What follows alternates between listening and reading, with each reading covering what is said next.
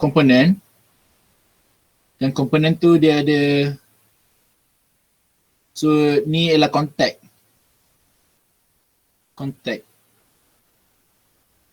Gerak benda ni. Okay, cantik. Okay, saya besarkan sekarang. Stop presenting. Okay, nampak saya punya ni jelas ke?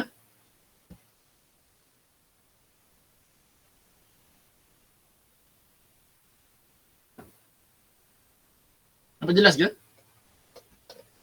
Jelas. Jelas Okay, cantik. So, jelas. Tulisan tu jangan tulisan doktor. Cantik sikit. okay, saya buat baru. Saya kena ketuk jari. Okay. So, perlu kira lawa sikit lah kan. So, contoh dah misalnya kalau kita ada and, sama je tulisan saya ni. And join. So, and join with misalnya kan. So, and join with, kalau kita ada satu chip komponen. Ni daripada tepi. So, ni PCB kita misalnya kan. PCB kita. Alright. So, kita ada PCB. Ni PCB. Yang ni adalah komponen assembly chip. So kalau kita nak ukur end joint kelebaran end joint misalnya kan. So dia by pin komponen tu. By pin komponen sini. So daripada sini kalau pin komponen dia 100%. Pin komponen ni dia 100%. So kalau nak ukur dia yang lebih ni berapa, contohlah saya ambil contohnya kelebaran ni, contohnya 8 mm misalnya untuk 100%. Lepas adalah 8 mm. Kemudian dia ada yang terpinggir ni. So sebabkan acceptable dia kira area ni je. Dia kira area ni je. So kita tahu yang berapa, maksudnya berapa yang kontak atau berapa lebar yang ada timah, berapa lebar yang ada timah, baru dia terima kelas keberapa, kelas ke-1, kelas ke-2, sama ada dia target, acceptable ataupun defect. Okay. Kemudian kita contoh dia 8 mm, tapi kelebaran untuk end joint ni, sebabkan kita nak tahu berapa percentage yang ada kat sini, contohlah kita ukur daripada hujung sini, saya ambil pen merah kot. Okay, contoh kelebaran kat sini, daripada sini sehinggalah sini, sehingga sini, dia punya dimension misalnya kita bubuh 6.5 mm misalnya. 6.5 mm. So cara nak kiranya ialah 6.5 bahagi dengan 8 darab 100. So 6.5 bahagi 8 darab dengan 100. Okey, dia 81.25. So kita tahu kalau nak acceptable dalam produk kelas ketiga, dia mesti lebih daripada 75%. Timah dekat komponen tu mestilah lebih daripada 75%. Maka kalau kita dapat 81, maka join tu, maka point ataupun kontak tu diterima sebagai produk kelas ketiga kategori acceptable. Jelas ke? Okey, jelas. Jelas. Okey. Alright. Jelas, terima kasih. So saya pernah nampak balik.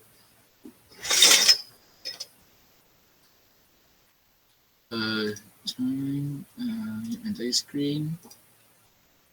Alright. Okay, change camera, switch camera. Oh, camera saya dah buka. Alright. Ni bunyi. Alright.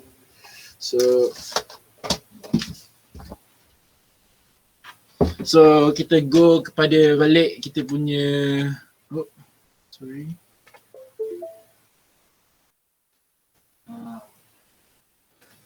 Kita go kepada end overlap.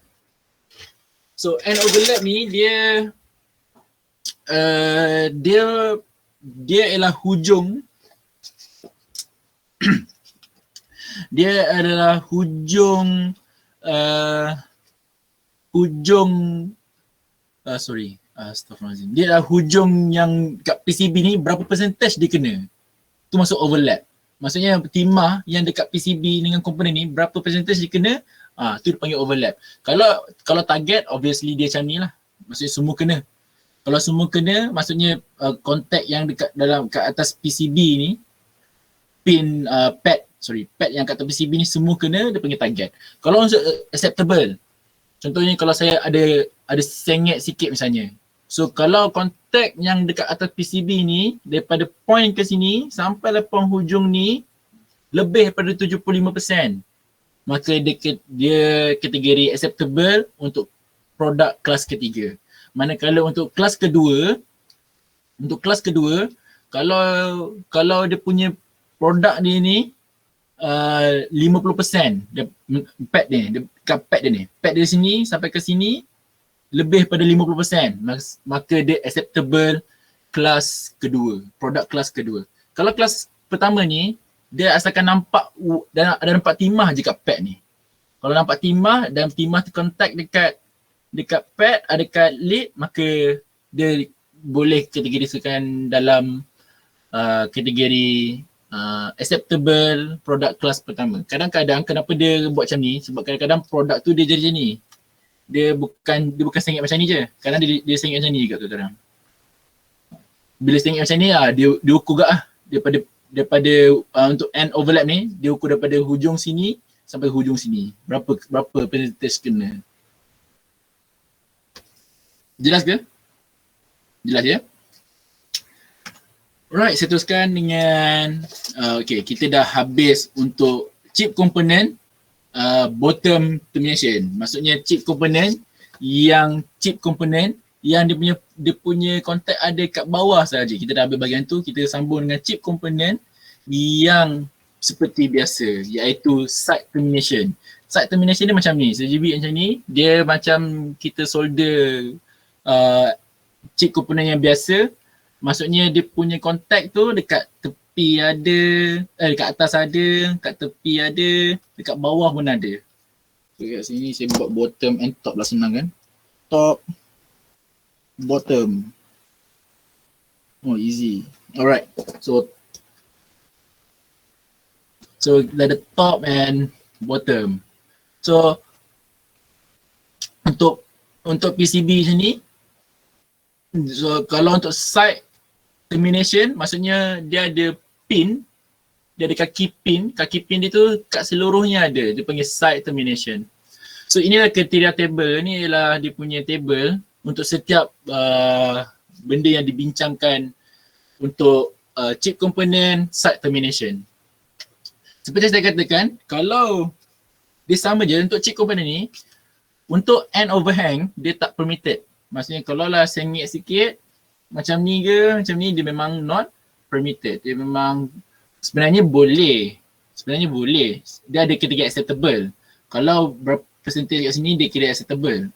Tapi most likely untuk semua kelas dia memang not permitted. Dia kat sini dia akan end overhang kat sini dia kategorikan di bawah component orientation. Maksudnya komponen tu letak dekat tengah-tengah tak? Kat center tak?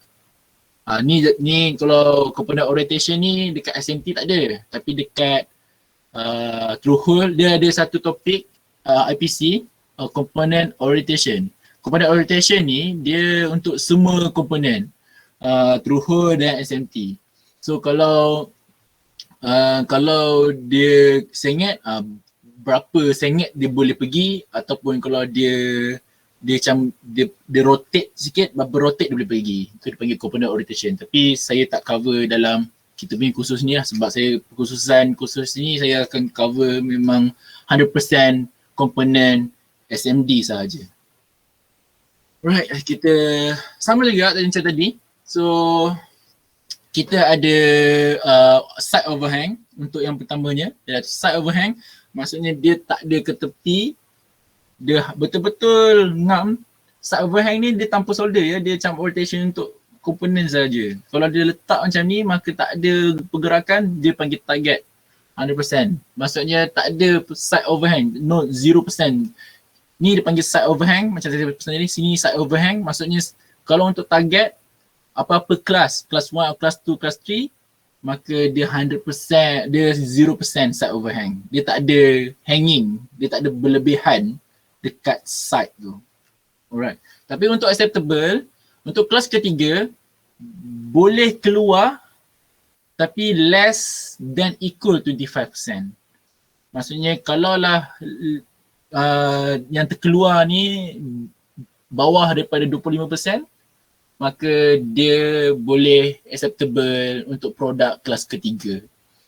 Begitu juga dengan produk kelas pertama dengan kelas kedua, kalaulah dia kurang atau sama dengan 50%, maka dia boleh diterima untuk produk kelas kedua dan kelas pertama. Alright. So next ialah defect. Kalau side overhang tu defect, maksudnya dia sengit terus, dia tak boleh nak solder langsung, ataupun memang sengit macam ni, dia lebih, dia memang defect lah, ataupun dia jadi macam ni, dia terus defect. So kadang-kadang kalau defect ni kalau kita tahu benda tu memang tak function dia, kadang-kadang touch tak touch, kadang-kadang kalau nampak macam solder tapi tak solder pun, kadang-kadang ada je orang pasang macam ni. Dia kadang kenapa berlaku macam ni, kadang-kadang kalau pasang dekat, kalau lalu mesin tu ada vibration, gegaran, lepas tu tak sempat dia nak reflow, dia tak sempat nak bagi hot air kat komponen tu dah gerak sikit, lepas tu bila dia sampai ke inspection, inspection pun tak sedar benda tu berlaku, mulalah ada malfunctioning, ketidakfungsian terhadap produk tu. Tapi untuk defect, untuk macam tadi lah, kalau dia lebih daripada 50% overhang dia, berlebihan dia, maka dia defect untuk produk kelas pertama dan kelas kedua. Kalau dia lebih daripada 25%, dia dijatuh defect untuk produk kelas ketiga. Right, so itu end termination. So end termination ni, kalau macam tadi saya cakap lah, dia most likely dia memang kena accurate, orientation dia memang kena accurate, memang kena betul-betul masuk dekat pad, dia memang tak boleh nak ke tepi. Kalau dia ke tepi macam ni pun dah kira false, dah ada defect, dia tak boleh sebenarnya. Alright, tu end overhang. Untuk komponen sama macam komponen tadi. So untuk target, untuk end joint, macam tadi kan, end joint tu ialah timah yang melekat dekat lead komponen, melekat dekat kaki pin komponen. Kalau 100% kena, full 100%, macam dalam gambar ni 100% full kena, maka dia 100%, maka dia bukan dia target untuk semua kelas, untuk semua produk kelas 1, kelas 2 dan kelas 3. Manakala kalau untuk acceptable, kelas ketiga, maksudnya yang kena timah yang kena dekat kaki pin yang kena lebih daripada 75%. Contoh dia macam tersengit sikit, lepas tu kemudian solder timah tu dia attach dekat kaki pin tu 75% dan 75% yang ke atas, maka dia kategori, kalau produk tu kelas ketiga, dia boleh diterima lagi. Manakala untuk produk kelas pertama, kelas kedua, kalau 50% je yang kena kat kaki pin, maka dia boleh diterima. Alright. Berapa soalan so far? Tak ada ya? Dia basically benda yang sama, cuma aplikasi komponen berlainan. Alright, tak ada ya? Okay, so untuk defect macam tadi, ini ialah solder yang kat kaki pin yang target, ini ialah acceptable, Dan kemudian yang ni adalah defect. So defect ni untuk kelas ketiga, kalaulah dia jarak dan timah tu kena dekat kaki pin komponen, dia kurang daripada 75%, maka dia defect untuk produk kelas ketiga. Manakala untuk produk kelas pertama dan kelas kedua, kalau dia percentage yang kena dekat kaki pin komponen bawah daripada 50%, maka dia defect untuk produk kelas pertama dan kelas kedua.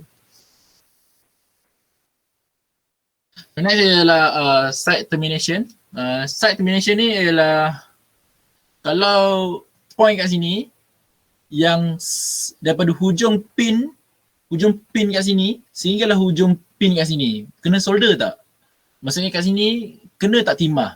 So kalau target untuk semua kelas, maksudnya kita boleh nampak yang ni timah tu kena, maka target.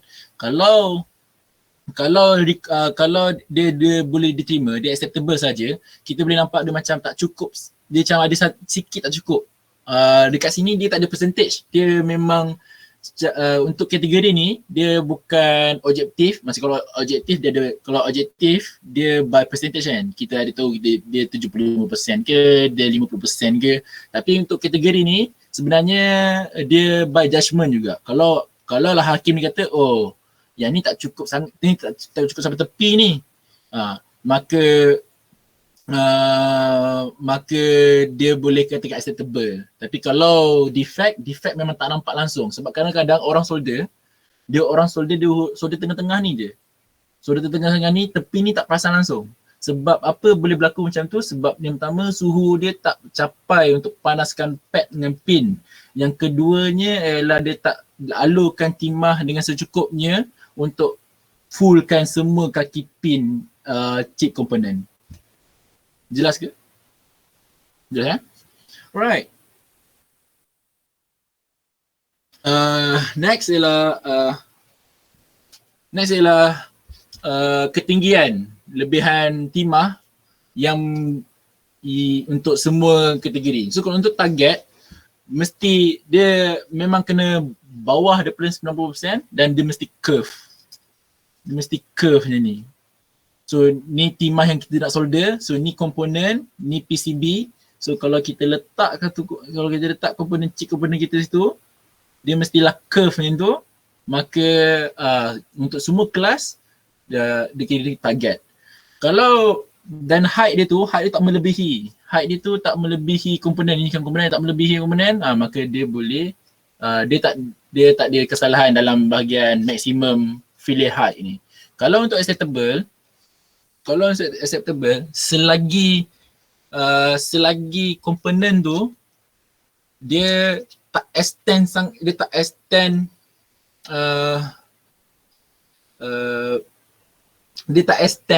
sampai mensentuh body. Maksudnya kalau kita dia ada bulat macam ni kan. Okey. Kalau untuk kategori ni, kalau ikutkan sebenarnya dia salah, tapi dia kesalahan kategori lain. Tapi untuk kategori maximum failure height ni, kalau dia solder macam ni dan solder dia tu tak sampai pun body, ni body, ni kaki pin kan, tak sampai pun dekat body, maka boleh diterima lagi. Kalau ada sampai terlebih pada kaki body, maka dia tu defect. Untuk semua kelas. Untuk semua produk kelas. Untuk semua produk kelas 1, kelas 2 dan kelas 3. Alright, untuk minimum pula, minimum ni dia daripada permukaan bawah komponen sehingga permukaan atas pad PCB. So kalau target dia kita boleh visible. Oh dia punya ni ada. Kalau acceptable ni kita boleh nampak dia macam kurang sikit, dia macam sekadar nak ada je atas tu, tapi dia penuh sampai hujung sini kan, maka dia boleh diterima. Kalau defect dia memang tak nampak langsung, ataupun dia function tapi dia punya solder tu memang sikit sangat. sampai kat bawah tu je, dia macam sekadar ala kadar macam tu je. Dia touch gitu je. Tu kira defect untuk semua kelas. Tapi untuk spesifik, kalau untuk kelas ketiga, dia memang ada ketinggian. So untuk kelas ketiga je yang dia ada percentage. So macam mana dia ukur? Untuk komponen dia ada ketinggian pin kan. So ketinggian pin ni 100%. So kalau komponen tu bawah daripada 25%, maksudnya kalau kalau ketinggian ni 100%, yang kena tu bawah daripada 25%, 25% ketinggian kaki pin komponen tu, dia defect untuk kelas ketiga. Tapi untuk kelas yang lain, selagi nampak visible, so untuk kategori minimum failure height ni, untuk timah minimum timah yang masuk dekat pad dengan chip komponen, masih diterima. Untuk kelas ketiga je dia spesifik sikit, memang kena lebih daripada 25% baru diterima dalam kategori minimum failure height. Kalau bawah daripada 25%, dia defect terus. So next adalah solder thickness. Solder thickness ni ialah kalau kita beli visible, selalunya orang visible solder thickness ni, dia ambil board. Selalunya dia ambil board and then dia pandang macam ni. Dia pandang secara parallel dengan board. So dia tengok point, tapi kalau komponen tu kecil sangat, dia akan ambil satu kantar, dia akan tengok macam ni kah? Ataupun kantar tu macam ni, dia akan parallel kan, dia akan selarikan dengan kamera supaya dia nampak tepi side view tu thickness tak. So thickness ni ialah daripada ketebalan timah yang daripada pad sehinggalah permukaan. Dia macam minimum failure height, tapi minimum failure height dia kita ukur dekat side, tapi kalau dekat solder thickness ni, ketebalan timah ni, kita ukur dekat daripada hujung sini ke sini gitu. Nampak? So hujung sini ke hujung sini. So bila kita solder, kita nampak ketebalan dia tinggi, maka dia diterima, ketebalan timah dia boleh diterima. Kalau tak nampak langsung, timah tak nampak langsung dekat kaki pin tu dengan pad tu, maka dia defect terus. Ada soalan? Oh, yang tadi tu apa yang dimaksudkan dengan wetted and no wetted tu? Wetted tu ada timah, tak ada timah. Timah tu cair ke atau timah tu tak cair kat situ. Oh gitu, okey. Terima kasih. So kalau no wetted failure tu, maksud timah tu tak ada cair langsung dekat pad dengan kaki komponen tu. Kalau wetted tu maksudnya kita boleh nampak timah tu cair dekat kaki pin dengan pad PCB tu. Okay, terima kasih. Right, so next adalah end overlap. So end overlap ni macam tadi. So kalau ada PCB dan berapa yang pin mana yang paling kena dekat pin mana yang kena dekat kaki pin dengan pad. Maksudnya kalau kita nampak dia sekadar kena and then dia punya between line dia tu tak habis. Sana saya nak sebut. Okay, astagfirullahaladzim. Okay, kalau macam tu ni ada ni 100%. Kalau kita solder macam ni, dikira 100% kan. Saya buka, saya berhenti. Okay, nampak macam ni. Pin, alright. So kalau kita tengok kat sini, kalau kita solder ni pad komponen, macam ni yang warna putih ni pad komponen, kita letak kat sini pin komponen, ni kira 100%. Maksudnya kena 100%. Tapi kalau kita tepi sikit, dia akan ukur berapa persen yang kena kat sini. Tapi untuk kelas ketiga saja. Kalau untuk kelas pertama, kelas kedua, asalkan dia nampak ada weighting untuk side, untuk end overlap ni, dia tengok macam ada kena solder. Benda kotak ni. Tak nampak sangat kotak ni. Okay, saya ambil point kat sini senang. Tak nampak sangat solder sini kan. Okay, tak nampak sangat solder. Oh, ini jelas. Tak nampak sangat solder. Contoh bila sini, yang soldernya dekat sini je. Kat sini je yang soldernya. Contoh misalnya kan, dia boleh diterima. Tapi untuk kelas ketiga dia akan ukur. Dia ukur sini berapa milimeter, yang kena solder tu berapa, yang kena timah tu berapa kena. Kalau lebih daripada 25%, kalau dia kat sini dia bubuh 25%, tapi sebenarnya dia 75%. Maksudnya kalau 100 tolak 25 ialah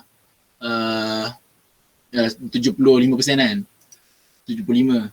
So basically kalau dia lebih daripada 75% kena solder, maka dia acceptable untuk produk kelas ketiga. Right.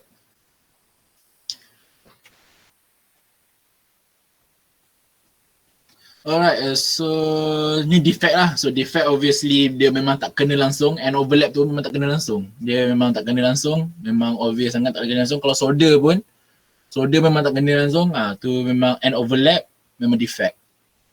And overlap ni kita akan confuse, selalunya kita akan confuse dengan end joint sebenarnya. Tapi bila dan selalunya hakim, kalau so far saya pergi pertandingan, hakim tak ada pun charge saya dekat end overlap, dia charge saya dekat end joint sebab diorang banyak tengok timah tu melekat tak melekat. Kalau end overlap ni ialah dia check, dia memang basically dia check daripada hujung pin ni dengan pad yang kena ni. Macam tu lah. Alright. So ni adalah chip component side termination yang terlampau defect. Maksudnya kadang-kadang kalau kita saya pernah je jumpa masa saya jadi hakim dekat peringkat MJI, ada je student dia solder SMT, dia punya kaki pin nampak macam solder dari atas nampak macam solder. Bukan solder nampak macam elok. Bila saya pandang tepi dia tangkap macam ni. Basically tak ada solder pun atas, so maka dia jatuh tiga defect lah. So benda ni berlaku apabila dia nak solder sekali dengan tweezer. So dia ada tweezer, dia pegang tweezer tu, dia letak solder sini, dia tarik dia punya solder dulu, kemudian baru letak tweezer. So patutnya kena tengok cair dah betul-betul cair and keras dulu baru boleh tarik tweezer, ataupun boleh plus daripada tepi, jangan tarik ke atas. Maksudnya lepas daripada tepi baru tarik. Tapi mostly kalau macam beginner yang solder SMD, kadang-kadang dia ketika dia dah ni solder pen, solder iron, dia solder tak sempat solder tu nak keras, dia tarik ke atas, that's why lah benda tak angkat macam tu. Right. So selalunya bila berlakunya tu akan berlaku malfunction lah, tak elok dan sebagainya. Alright, itu saja sesi kita untuk pagi ni. Kita boleh rehat 30